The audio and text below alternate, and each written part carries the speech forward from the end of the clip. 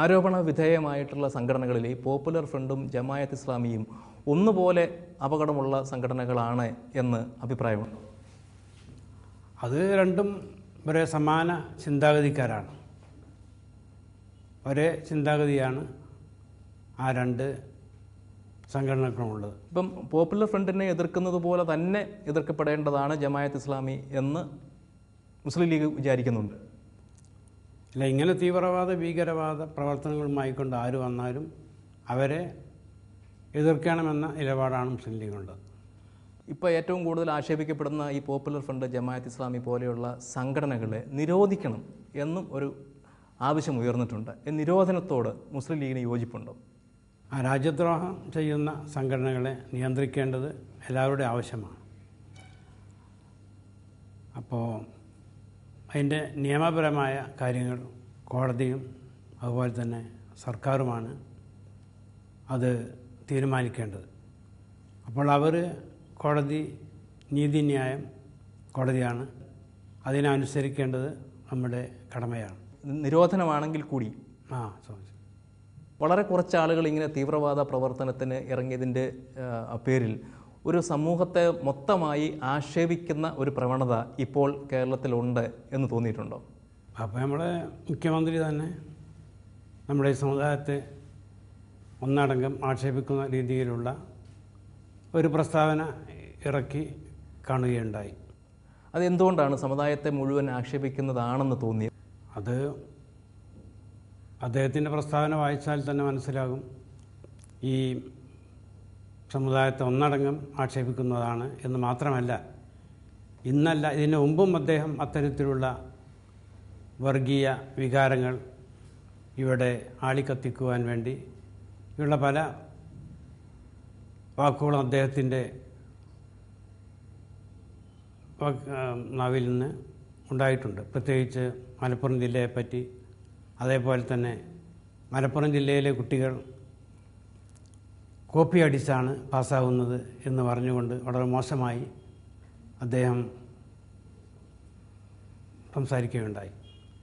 അങ്ങനെ പല കാര്യങ്ങളും അദ്ദേഹം നമ്മുടെ ഈ സമുദായത്തെ മോശമായി ചിത്രീകരിക്കുന്ന, അതുപോലെ തന്നെ അദ്ദേഹത്തിൻ്റെ ആ മുഖ്യമന്ത്രി പദവിക്ക് പോലും നിരക്കാത്ത പല കാര്യങ്ങളുമാണ് അദ്ദേഹം ഇവിടെ ആവർത്തിച്ച് പറഞ്ഞിട്ടുള്ളത്. ഇത്തരം ചില നിരീക്ഷണങ്ങൾ മുഖ്യമന്ത്രിയുടെ ഭാഗത്തുനിന്നുണ്ടായി എന്നുള്ളത് ശരിയാണ്.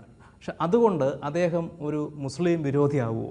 അല്ല, അദ്ദേഹത്തിൻ്റെ ഈ നിലപാടിലൂടെ അങ്ങനെ സംശയിക്കാൻ ഇടയാകുന്നുണ്ട്. VS-ഉം അതിനുശേഷം പിണറായിയും ചൂണ്ടിക്കാട്ടിയ ഒരു കാര്യമുണ്ട്. ഇപ്പോൾ പോപ്പുലർ ഫ്രണ്ടിനെ പറ്റി പറയുന്നു, അല്ലെങ്കിൽ ജമായത്ത് ഇസ്ലാമിയെക്കുറിച്ച് പറയുന്നു. അതെങ്ങനെ മുസ്ലിം സമൂഹത്തിനെതിരെയാവും? അതിന് നമ്മളൊരു ഉത്തരം കൊടുക്കണ്ടേ? അല്ല, കുറച്ച് വിരലിൽ എണ്ണാവുന്ന ആളുകൾ ന്യൂനപക്ഷം എന്തെങ്കിലും ചെയ്യുന്നുണ്ടെങ്കിൽ ഒരിക്കലും അത് പൊതുവായി ഒരു സമുദായത്തിൻ്റെ കണക്കിൽ എഴുതാൻ പാടില്ല. അതുപോലെ തന്നെ ഇവിടെ മത സൗഹാർദ്ദം തകർക്കുവാനും, അതുപോലെ തന്നെ നമ്മുടെ ഇടയിലുള്ള ആ സമാധാന അന്തരീക്ഷം ഇല്ലായ്മ ചെയ്യുവാനും, ഇങ്ങനെ പല കാര്യങ്ങളും അദ്ദേഹത്തിൻ്റെ ആ പ്രസ്താവനയിലൂടെ ഉണ്ടാകാൻ സാധ്യതയുണ്ട്. അതുകൊണ്ട് അദ്ദേഹത്തിൻ്റെ ആ പ്രസ്താവന ഒരിക്കലും അനുയോജ്യമല്ല എന്നതാണ് ഞങ്ങൾക്ക് മനസ്സിലാവുന്നത്. മുഖ്യമന്ത്രി സ്ഥാനത്ത് ഇരിക്കുന്ന ആളായതുകൊണ്ട് ഇങ്ങനെ ഒരു ധാരണ പരന്നതുകൊണ്ട് അത് തിരുത്താൻ അദ്ദേഹം എന്ത് ചെയ്യണമെന്നാണ് നിർദ്ദേശിക്കുക? ഇത് അദ്ദേഹമല്ലേ തിരുത്തേണ്ടത്. ഞാനിങ്ങനെ അദ്ദേഹത്തോട് പറയാൻ പറ്റില്ല. അദ്ദേഹം അതിന് അനുയോജ്യമായ രീതിയിൽ തിരുത്താൻ ശ്രമിക്കണം. ഇതിനപ്പുറത്ത് ഈ CPM-ന് എന്തെങ്കിലും രാഷ്ട്രീയ അജണ്ട ഉള്ളതായിട്ട് തോന്നുന്നുണ്ടോ ഇത്തരം പ്രസ്താവനകൾക്ക് പിന്നിൽ? അത് മറ്റ് മതങ്ങൾ തമ്മിൽ ഭിന്നിപ്പിച്ച് അതിൽ നിന്ന് മുതലെടുക്കുക. ഇപ്പോഴും പിണറായിയും VS-ഉം പറയുന്നുണ്ട് ലീഗാണ് ഈ തീവ്രവാദത്തിൻ്റെ ആളുകളെയൊക്കെ സംരക്ഷിച്ച് നിർത്തിയത് എന്ന്. അതിന് ഒരു കൃത്യമായ മറുപടി പറയാനും ലീഗിനുണ്ടോ? ലീഗ് എന്നും ഈ തീവ്രവാദ ഭീകരവാദ പ്രസ്ഥാനങ്ങളെ സന്ദർഭം വരുമ്പോഴൊക്കെ അതിനെ എതിർത്ത ഒരു പ്രസ്ഥാനമാണ്. മുസ്ലിം ലീഗിൻ്റെ ഒരു ഉറച്ച നിലപാടും നയവുമാണ് അക്കാര്യത്തിലുള്ളത്. ഒരിക്കലും അവരെ വളരുവാൻ മുസ്ലിം ലീഗ് അനുവദിച്ചിട്ടില്ല, അനുവദിക്കുകയുമില്ല. ഇപ്പം മുസ്ലിം ലീഗിലെ തന്നെ എല്ലാ നേതാക്കൾക്കും ഈ ഉറച്ച വിശ്വാസമുണ്ടോ? ഇപ്പോൾ കഴിഞ്ഞ ദിവസം E.T. മുഹമ്മദ് ബഷീർ വേണ്ട പോലെ ഇതിനെ എതിർത്തില്ല എന്നും അദ്ദേഹം പോപ്പുലർ ഫ്രണ്ടിനെ അനുകൂലിച്ച് ലീഗ് യോഗത്തിൽ സംസാരിച്ചു എന്നുമൊക്കെ വിമർശനമുണ്ടായിരുന്നു. അപ്പോൾ അങ്ങനെ ഏതെങ്കിലും നേതാക്കൾ ഇതിനെതിരായിട്ട് ലീഗിൽ നിൽക്കുന്നുണ്ടോ? ലീഗിൽ ഒരു നേതാക്കളും ഇതിന് ആ ലീഗിൻ്റെ സിദ്ധാന്തത്തിൽ നിന്ന് ഭിന്നിച്ച് പോയിട്ടില്ല. പ്രത്യേകിച്ച് E.T. മുഹമ്മദ് ബഷീർ സാഹിബ് അദ്ദേഹം ഇന്നും തീവ്രവാദ ഭീകരവാദ ചിന്താഗതിക്ക് എതിരിലുള്ള നിലപാട് സ്വീകരിക്കുന്ന ഒരു വ്യക്തിയാണ്. അപ്പം പക്ഷേ അങ്ങനെ ഒരു തെറ്റിദ്ധാരണ അദ്ദേഹം ഒഴിവാക്കേണ്ടതായിരുന്നു. E.T.ക്ക് തീവ്രവാദത്തോടും ഭീകരവാദത്തോടും കടുത്ത എതിർപ്പ് തന്നെയുണ്ട്. പിന്നെ അങ്ങനെ ഉണ്ടാകാൻ സാധ്യത. ഈ വിമർശനം ഉണ്ടായപ്പോൾ അദ്ദേഹം വന്ന് ഹൈദരലി ശിഹാബ് തങ്ങളോട് പറഞ്ഞോ ഇങ്ങനെ അത് ഈ ആക്ഷേപത്തിന് യാതൊരു അടിസ്ഥാനവുമില്ല എന്ന്? അദ്ദേഹം ഫോണിൽ വിളിച്ചിരുന്നു. ലീഗിനെതിരെ മറ്റ് മുസ്ലിം സംഘടനകളെ വളർത്തുന്നതിന് വേണ്ടി CPM ശ്രമിച്ചു എന്ന് തോന്നിയിട്ടുണ്ടോ? അത് കഴിഞ്ഞ പാർലമെൻറ്റ് ഇലക്ഷനിൽ തന്നെ PDPയെ മുസ്ലിം ലീഗിനെതിരിൽ പരസ്യമായി കൊണ്ടുവന്ന നിലപാടാണ് CPM എടുത്തത്.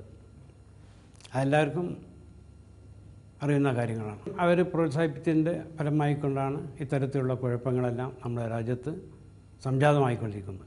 ആ ലീഗിനെ തകർക്കാൻ വേണ്ടിയുള്ള ഒരു നീക്കമാണ് അവരെടുത്തത്. അതിപ്പോൾ അവരെ പ്രോത്സാഹിപ്പിച്ചത്. അതിപ്പോൾ തിരിച്ചടിക്കുന്നതാണോ? ഉണ്ടായിട്ടുണ്ട്.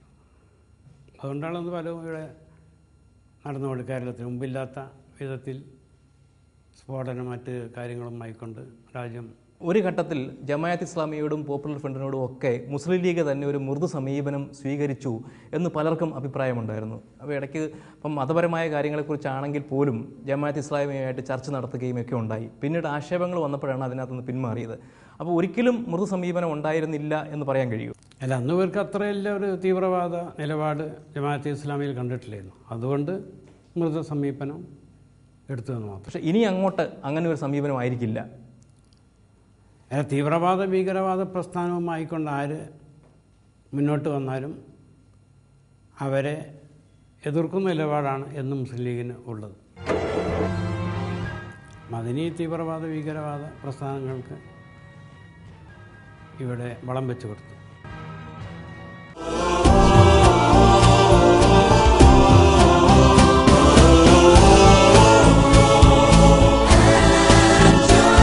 Different people, one home. ManoramaOnline.com, your home